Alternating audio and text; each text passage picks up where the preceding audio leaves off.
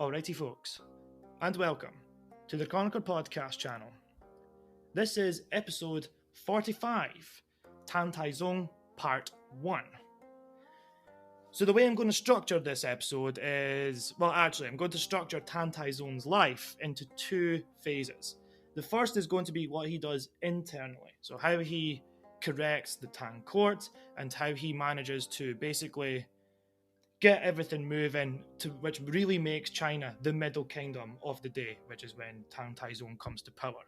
And then the episode in 2 weeks' time is going to be all about what he did externally, so the conquests and things that he embarks upon, and how he manages to get, China basically to become this massive empire that really dominates everything on the global scale.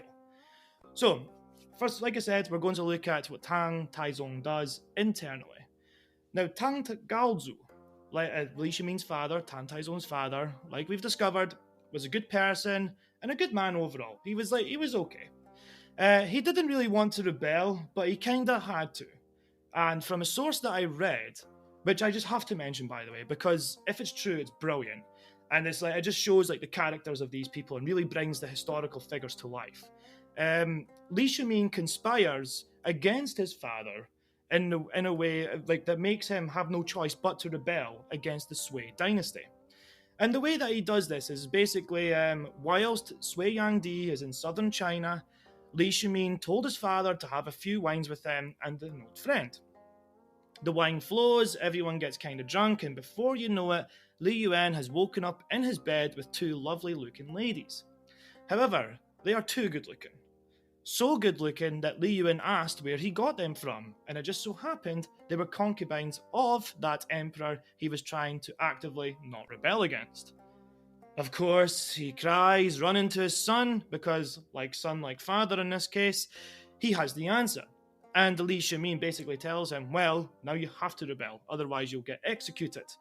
But regardless, this does set the Li family on its course to taking power in China.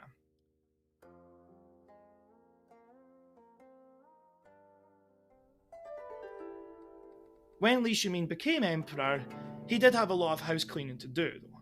And, what's he supposed to do? He's just killed his brothers to get to power in the first place, and he has their advisors all around him.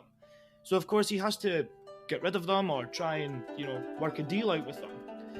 And what he does is that he interviews them all personally, and then, of course, he issues out the judgments. This may be Tang propaganda, but it does seem that Li Shimin did release the majority of them, and even invited them to work for him in his court. One such example that I found from the Kings and Generals YouTube channel was an advisor from the former Crown Prince Zhong, who advised Li Jiangcheng, Li Shimin's elder brother, to kill the now emperor. When Tang Taizong had a meeting with the man, he said, "I heard you advised my brother to kill me." And in reply, Wei Zhong said, if the Crown Prince adopted my advice, he would not have met his end like this. Now normally, I'm pretty sure that's just asking to get a knife in the back. That's asking to get killed. But Tang Taizong showed leniency towards this advisor and was impressed with his honesty. So he offered him a nice little job in the new administration of the court. This leniency demonstrated by Tang Taizong was actually something that he is really famous for, and that's what makes him one of the greatest emperors that China has ever produced. So as he's cleaning up house, there was, the good times are really beginning to roll in now. And Taizong is really one of the top emperors in Chinese history. He's certainly up there with the likes of Han Wudi and Qianlong, who comes later on. But why? What makes this guy stand out? Well, one thing that really comes to mind is that when he becomes emperor, it's the legal reforms that he introduces. For example, the death penalty was handed out quite liberally, and the emperor felt that this was wrong. And the death penalty should have only come as a punishment for the most serious of crimes. And it wasn't just the death penalty, it was the other penalties that came along with it, cutting off people's noses, cutting their feet off, their hands off, all of these horrible, gruesome punishments that were handed out. Tang Taizong tried to avoid that and tried to be more lenient with people in this way.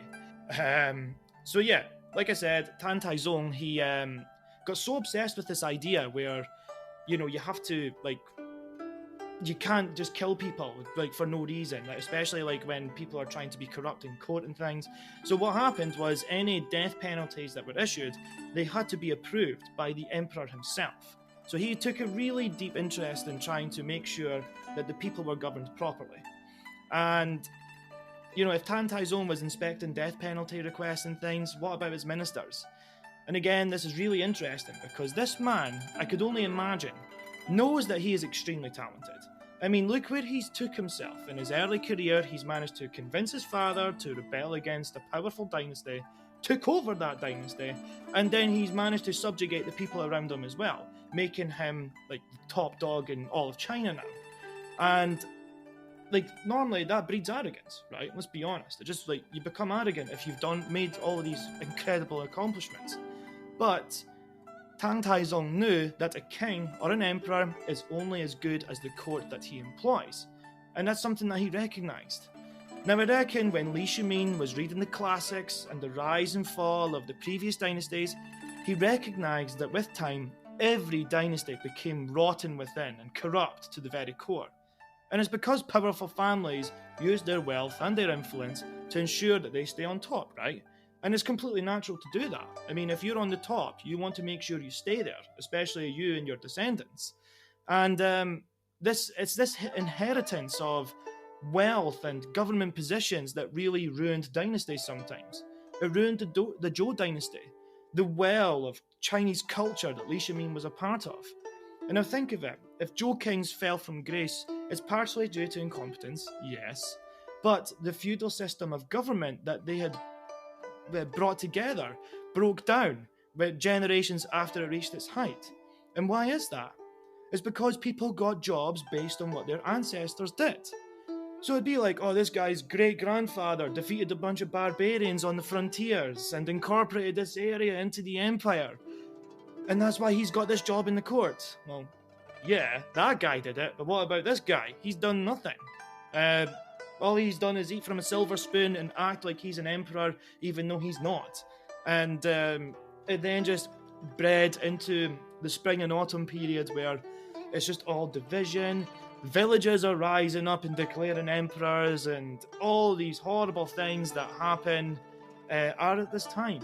Now, don't get me wrong, the spring and autumn period is a very interesting period to look at because it's got all this culture in it, it's got all these philosophies in it, and again, like the philosophies that people are interested in China, they all came from this time, and it's because the philosophers are trying to find a way to stop this madness that's going on in China. And Li Shimin's looking at this, and he sees the Zhou dynasty falling from grace. He then looks at the Han dynasty, which is like the pinnacle before the Tang dynasty, so to speak. And the same thing happened. Powerful families usurped power within the imperial court, within the Han court. And now he's looking at the court that he's inherited. Well, no, he didn't inherit it. He killed his way to get there, but he killed his two brothers. But he's looking at the court that his father's left behind for him, and he's seeing the same thing happening. Now, don't get me wrong, Tang Gaozu, Li Shimin's father, he didn't do this on purpose. Like, he gave up a lot of government positions to wealthy families, just because when he rebelled against the Sui dynasty, he needed support from these powerful families. And the way to guarantee such support is to say, well, if you give me money and soldiers, then I'll give you a position in the new administration. And that was basically the way it worked. However, when Li Shimin comes to power, he has no intention of keeping these people. But he does not want these people in his court. He knows they're corrupt. He knows they're not the best people for the job. And he even wrote, quote, "Disorder has always been the result of employing men of inferior worth. Good government has always come about by employing loyal and worthy men. If one employs the loyal and worthy, then one's empire will enjoy good fortune. If one employs men of inferior worth, then one's empire will suffer calamity." And now, the thing is, like, when you're looking at, like, that quote from Li Shimin and, like, what he's trying to do, it does sound a lot like another Chinese emperor, like Liu Bang, the founder of the Han Dynasty. He did something similar. Like, he was very much a man who knew how to use people.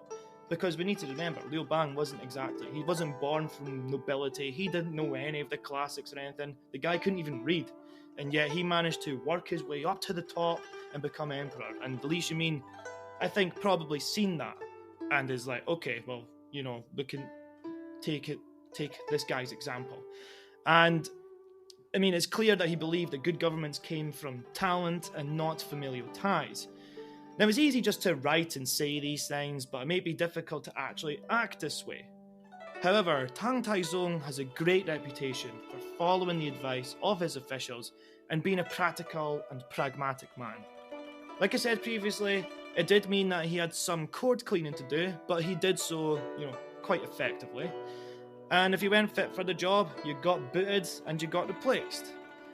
And to get these ministers and to pin them down for crimes of corruption, Tang Taizong actually organised a sting operation.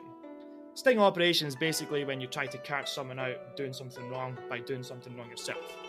Anyway, commenting on this is the historians Ouyang Xiu and Song Qi. They said, quote, "After Taizong ascended to the throne, he was disgusted by corrupt officials and government and wanted to severely punish them. Therefore, he set up a sting operation. He secretly dispatched agents to offer and deliver gifts to various officials. One lower official accepted such a gift of silk. Taizong became enraged and ordered that this official be executed. Pei Ju remonstrated, saying," by the way, Pei Ju is like one of the officials in the court. Pei Ju remonstrated, saying, "Officials who accept bribes should indeed be put to death. However, your majesty has used a sting operation to deceive this official. This is using the law to entrap someone and is deceiving someone to commit a crime. This is not the way of using virtue and righteousness to lead the people." Taizong was pleased with Pei Ju's criticism, and he was willing to debate in court and set forth his own views. He does not simply say what he thinks I want to hear. If every matter was handled in this manner, there is no way that our state would be not governed well. End quote. Now, it's just amazing to think, right, that Pei Ju, this minister, had the gall to criticise the emperor in front of the entire court, and not only change the emperor's mind, but to actually get praise from the emperor himself for doing so. It's these things that we see which really bring the character that is Tang Taizong to life, right? It's incredible to think that this man, who had absolute power, was not absolutely corrupted by it, and instead set about putting China into the world stage and truly made it the middle kingdom of the day. I mean, look at Europe at this time. It was a mess. The Roman Empire was long gone, only remains of it still stood, so you could imagine the peasantry, they're looking at that old Colosseum and thinking, who built this? Because it's just way too advanced for the Europeans now. And, the Muslims, they're encroaching into Christian lands and into Spain. The European barbarian kingdoms that destroyed the Romans were all fighting against each other. And then you take your gaze away from Europe and you look into China, where a truly enlightened emperor was in power and governed the empire that he created. And I mean, let's be honest, his father may have been the first emperor, but really it was Tang Taizong who was the one who orchestrated the whole thing. He was really the man for the job, and he proved it with his actions. And what's even more interesting is that Tang Taizong did genuinely seem to believe that diversity in opinion was a good thing. Now, before, Chinese emperors and Chinese lords and bureaucrats, they're all pretty conservative-minded. But Tang Taizong was actually really open to new ideas, and he was open to new arguments. And he believed that this was a good thing, and he would listen to all arguments presented to him and act accordingly. In another writing, the emperor said, quote, "Now the king occupies the highest place, and oversees his government from the depths of his seclusion in the palace. This impairs his clearly hearing about events, and stops him from clearly seeing what is happening. He is afraid that if there are faults committed, he will not hear of them, and frightened that if there are deficiencies in government, nobody will repair them. He should give careful thought both to the policies that are accepted and to those that are declined, and will listen to proposals carefully with an open mind, that is, with no preconceptions. This is the way in which he should stand and await loyal and just counsel. Whatever is said that is right, even though it comes from servants or slaves, grass cutters or firewood gatherers, still may not be rejected. Counsel that is worthy of attention should be looked at without criticising its authors over the precise details. Policies that are fit for use should be adopted without demanding eloquence of style from their authors. End quote. Now that's interesting, right? I mean, think about it. This is a guy who grew up in a royal, powerful family, and even his own family members would look down at disgust at slaves or, like the peasantry, the farmers, the merchants. They would hate them. And yet here's this emperor who's grew up in that environment, and he's saying, no, we need to hear what the people think, we need to help the people, we need to hear their views, and in that way we can make a better world. I mean, that's just amazing when you think of it. And it's just incredible to think that a guy did this over 1,000 years ago, and nobody's been able to quite replicate that care and attitude for the community, if you will. Now, don't get me wrong, like, Li Shimin's doing this not purely out of the kindness of his heart. I mean, I think part of it's that, but it's practical as well. I mean, he overthrew a dynasty that was completely shattered by revolts all the time. There was rebellions all the time, and he was one of them. He rebelled as well. So when he's doing this, he's actually trying to secure his position in power. So the Sways, the really bad people, but here we are, the good guys. And like, it worked. I mean, it's a good policy when everyone likes you. So there is that. Like, you need to look at it in that sense as well. Like, there are hidden elements to his way, so to speak, but at the same time, you can't argue with that. He tried to help people. Maybe, like, for whatever reason, he helped people. That's just the way it is. What's interesting as well, though, is that the diversity of opinions, like I spoke about, didn't just come from his subject peoples. Tang Taizong was very open to people within his own territory, but people from out with it as well. Now, if you're Chinese, you would be thinking, yeah, that's impressive, because China's always been in this little cultural bubble that doesn't really get much influence from the outside, and China always looks inwards, and very rarely would outside ideas actually penetrate China. But this is one of the times where it does penetrate China, and it's welcomed with open arms because of the emperor who's running it.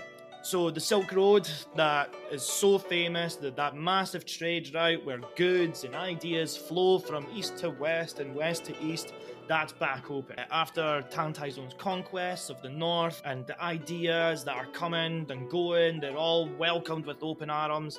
And, people from all corners of the earth were allowed to visit Tang China and were treated exceptionally well.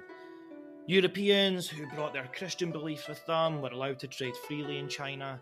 Muslims from the various caliphates that sprung up were also allowed to enter and trade freely. Alongside these people, Japanese scholars and traders also made their way back to China to see the Tang court in action. Many of these Chinese customs were then brought back into Japan, and the impact is still felt today. For example, it was the first time Japanese people came into contact with Buddhism and Buddhist ideas, and from there Japanese Shintoism was blended with Buddhist ideas to create Zen Buddhism over time. It's amazing to think of that, right? If this tolerant ruler never ascended to the dragon throne in China, the world we know today would be totally different. Not only in religious aspects, but even like writing. Because the Japanese, when they came over to Tang China, they seen the Chinese characters, and they were like, oh, can we take some of these and take them back to Japan with us? And the Tang were like, yeah, of course, we're brothers, blah blah blah, everyone's happy. And it's still seen today. So I mean, when you look at it that way, it just shows that how much of an enlightened thinker that Tang Taizong really was. Now, the final point I will make in regards to Tang Taizong, in terms of his internal policies, is his general opinion about man and heaven. Now, if you've listened to my previous podcast, you will know that, the Mandate of Heaven is a huge deal in China. And, of course, it's still a huge deal for Tang Taizong. Like, he knows that. But what's interesting and fascinating is that even though the Chinese, like every other culture of the time, they're extremely superstitious. And, some of those superstitions are still apparent today. But Li Shimin was much more practical than looking for an auspicious sign to affect his policies. Instead, Tang Taizong basically acknowledged heaven's will, and the whole concept of the Mandate of Heaven, but again, it was only to prove his legitimacy, really. But he also empowered himself with this mandate. Now, evidence of it could be found when an official once told him that an omen that he's seen, and that it was a sign of bad things to come. And the emperor responded by saying these events were nevertheless also influenced by the doings of men. And then he went on to talk about the story of the founder of the Shang Dynasty, when in his early reign they were suffering from a 7-year drought, and he used his own upright actions, and he was rewarded with a rain that came afterwards. And, Tang Taizong uses this example because he doesn't say that, the emperor, Tang Shang, like the founder of the Tang Dynasty, he just accepted heaven's will and just said, we're all going to die from the drought. Instead, he took proper actions by making sacrifices to heaven and having that relationship with, heaven, the sky, or the gods, whatever you want to call it, and then he was rewarded. So it's like a test in faith, and you can't help but draw parallels to the West in that sense. I mean, how many stories are in the Bible that talk about testing of faith?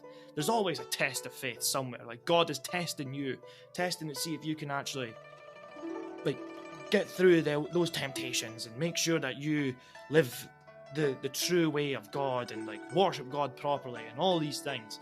And this is what Tang Taizong's alluding to here. Now, this is what gauges my interest in Chinese history, because in a lot of ways, it's totally alien to other cultures. I mean, take the West, for example. Yet, parallels can also be drawn too, which is just awesome. But from what Tang Taizong is saying here, you can see the way in which he says, yes, heaven is important, but our actions are more important. And if one acts correctly, i.e. the emperor, and justly, then heaven would approve anyway. So it doesn't matter if you're looking for an auspicious sign or something along those lines. If you act accordingly, heaven will reward you. And, he kind of proved that when he'd done all these great things and brought China up to the highest of the high it's ever been in its history. Now then, due to the fact that I've only scratched the surface, really, of Tang Taizong's domestic policies, and I've already taken a pretty long time to do that, I'm going to wrap it up here. And in 2 weeks' time, we will look at the successes of Tang Taizong's reign when it comes to his conquests, which I've all saved up for next week. Sorry, not next week, in 2 weeks. So, I look forward to that when it comes out, and before I go, I'm going to leave a question for you. Tang Taizong was definitely one of the crown jewels when it comes to Chinese emperors. Where does he stand in your rankings? See you next time.